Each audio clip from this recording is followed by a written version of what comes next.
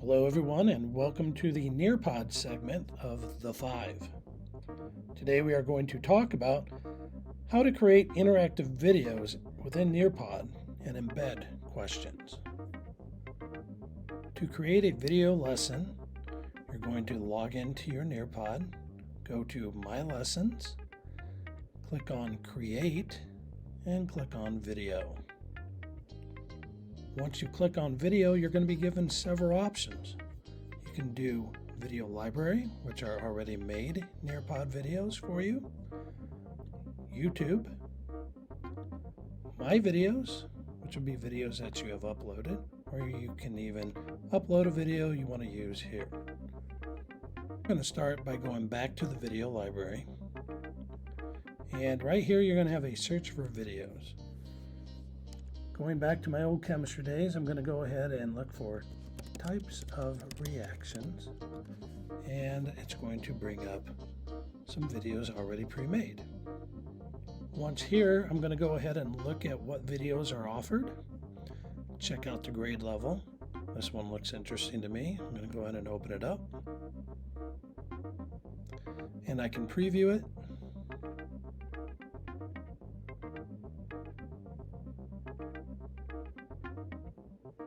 I can make changes to it, I can add activities to it, and I can even trim it. Once all your changes are made, you can hit save, and it'll save that video for you to use.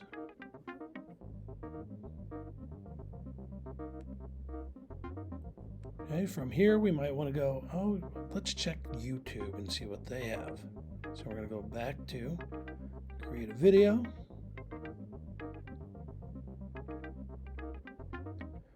Do our search again.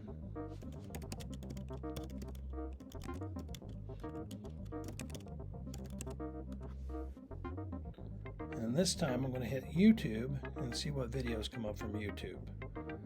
This one looks pretty good. Go ahead and play it.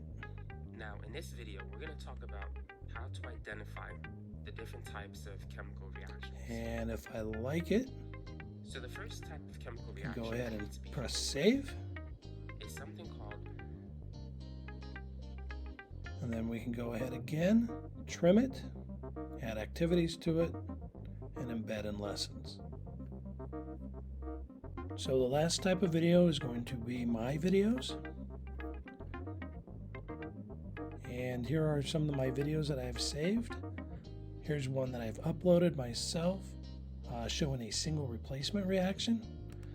The only downfall about uploading your own video, it only takes 100 megabytes, so your videos have to be pretty small to upload.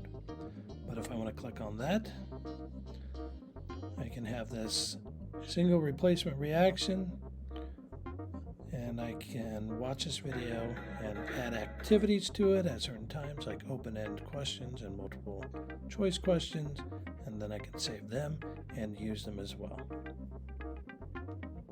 Hope this tutorial was useful and helps you get interactive Nearpod videos started up in your classroom.